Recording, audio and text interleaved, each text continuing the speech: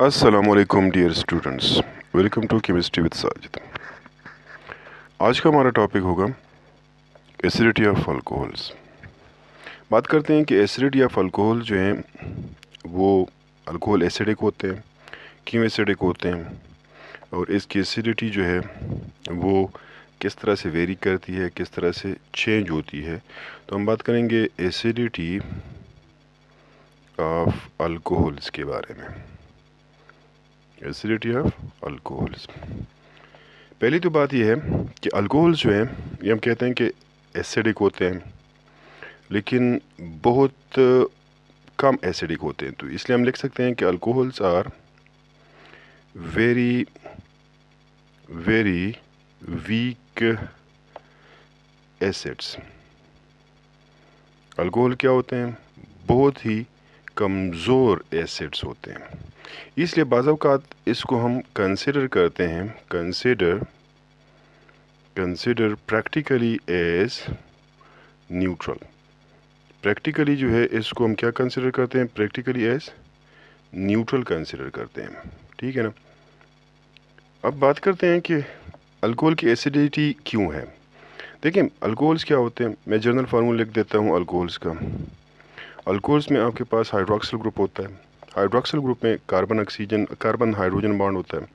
आपको ये भी पता है कि ऑक्सीजन जो है इसकी इलेक्ट्रोनेगेटिविटी ज़्यादा होती है, हाइड्रोजन की इलेक्ट्रोनेगेटिविटी कम है। लिहाजा इलेक्ट्रॉन पेयर जो है it is more towards the oxygen atom rather than the hydrogen atom. So there is a bond polarity between hydrogen and oxygen atom. ये बॉन्ड जो है पोलर बॉन्ड होता है with partial negative charge on the oxygen atom and partial positive charge on the hydrogen atom. जब ये ionise होता है तो ये आयोनाइजेशन पे जो है हमें रिवर्सिबली क्या देता है? एक देता है अल्को ऑक्साइड आयन और दूसरा देता है हाइड्रोजन आयन। क्योंकि ये हाइड्रोजन आयन प्रोवाइड करता है इन एक्वस सोल्यूशन, तो इसलिए हम क्या कहते हैं? अरहीनेस एसिड कहते हैं।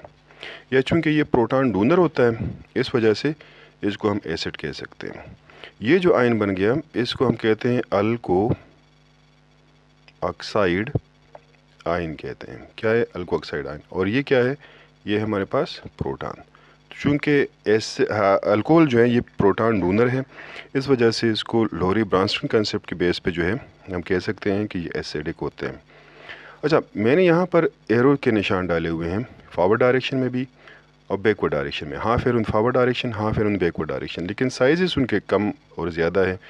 जो फॉरवर्ड डायरेक्शन में एरो है उसका साइज़ मैंने कम डाला है यहाँ पे, और जो बैकवर्ड डायरेक्शन में है उसका साइज़ जो है वो ज़्यादा है। वजह उसकी है कि ये जो रिएक्शन है reversible, it is more towards the left side, यानी equilibrium lies towards the left side. It means that only small number of alcohols ionizes into alko oxide ion and hydrogen ion। तो इस arrow का जो है size में अगर ये difference आता है तो उसकी वजह ये है। अच्छा, एक और चीज़ आप नोट करनी है कि ये जो अल्काइल ग्रुप होता है, अल्काइल ग्रुप आर ग्रुप जो होता है, ये क्या होता है? बीइंग इलेक्ट्रॉन डोनेटिंग ग्रुप, ये इलेक्ट्रॉन डोनेटिंग ग्रुप होता है, ठीक है ना। ये इलेक्ट्रॉन क्या करता है? डोनेट करता है। किसको इलेक्ट्रॉन डोनेट करता है?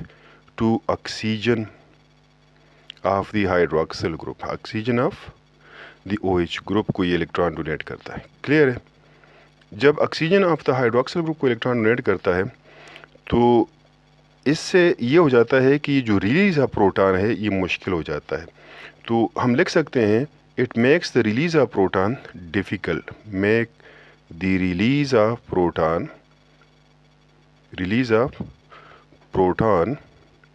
डिफ़िकल्ट।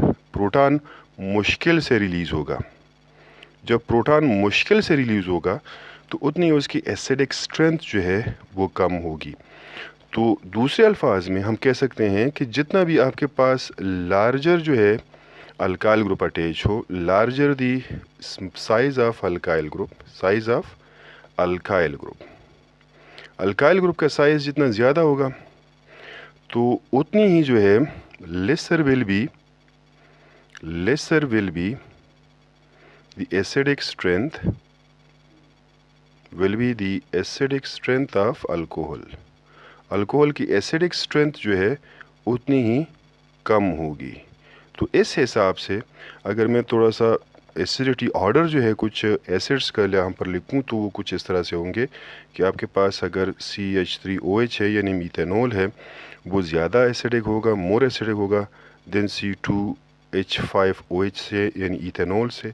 इथेनॉल ज़्यादा एसिडिक होगा आपके पास किस चीज़ से, C3H7 जो है OH से यानी प्रोपेनॉल से। और इसकी एसिडिटी जो है फिर ज़्यादा होगी C4H9OH से यानी ब्यूटेनॉल से। ठीक है ना। उसकी वजह क्या है कि अल्काइल ग्रुप का साइज़ जो है वो बढ़ रहा है, इसकी वजह से इसकी इलेक्ट्रॉन डोनेटिंग पावर जो है वो इंक्रीज़ हो रही है। अगर इलेक्ट्रॉन ज़्यादा डोनेट करेगा तो उतना ही प्रोटॉन का रिलीज़ जो है मुश्किल होगा, उतनी उसकी एसिडिटी जो है उसमें कमी आएगी। एक बात तो ये है। दूसरी बात ये है कि उसके अलावा जो है हम कह सकते हैं कि फर्दर मोर इसके अलावा यानी मज़ीद जो है ये जो अल्को ऑक्साइड होता है, अल्को ऑक्साइड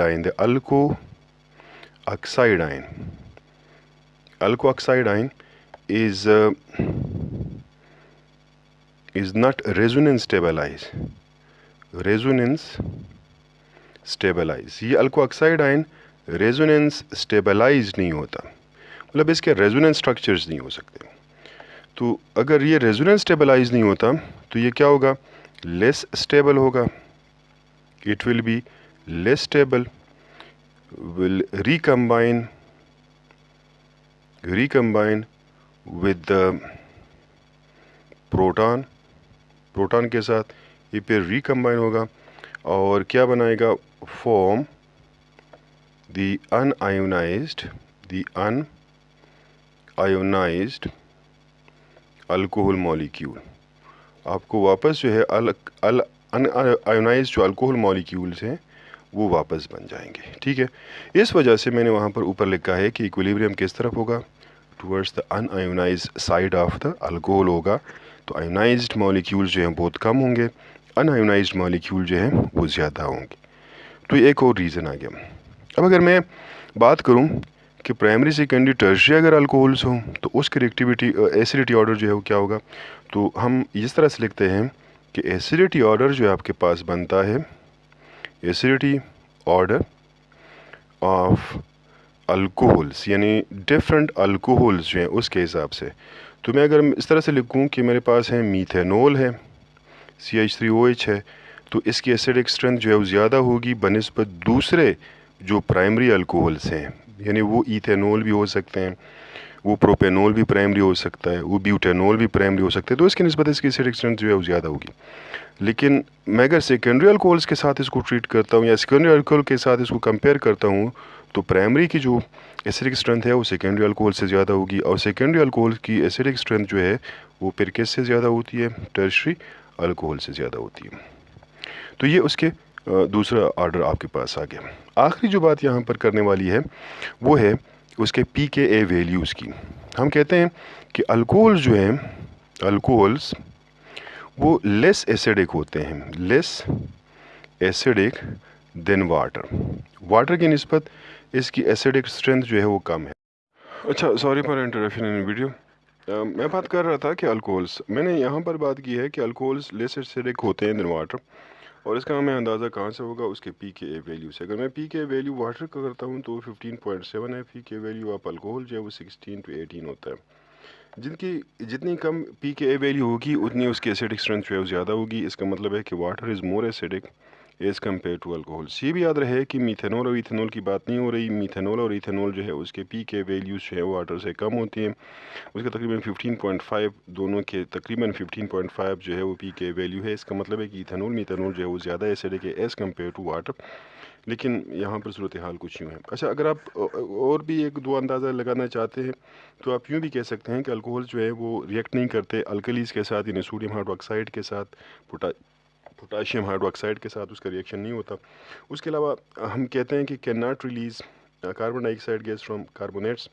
अगर आप जितने भी एसिड्स होते हैं तो एसिड जो है अमूमन उसकी एक खुसूसियत होती है, करेक्टरिस्टिक्स है कि वो जब भी रिएक्ट करते हैं कार्बोनेट्स के साथ या बाइकार्बोनेट्स के साथ तो साल्ट्स वाटर बनाते हैं और कार्बन डाइऑक्साइड गैस रिलीज़ होता है। लेकिन चूंकि अल्कोहल वीक एसिड है लिहाजा ये जो है ना तो कार्बन डाइऑक्साइड गैस रिलीज़ कर सकता है, ना ही कार्बोनेट और बाइकार्बोनेट के साथ रिएक्शन करता है। तो ये था वो सब कुछ एसिडिटी ऑफ अल्कोहल्स के बारे में। उम्मीद है वीडियो आपको पसंद आई होगी, और दुआ में याद रखिएगा, चैनल सब्सक्राइब भी कीजिएगा, दोस्तों के साथ शेयर भी कीजिएगा। आपके टाइम का बहुत बहुत शुक्रिया। Thank you.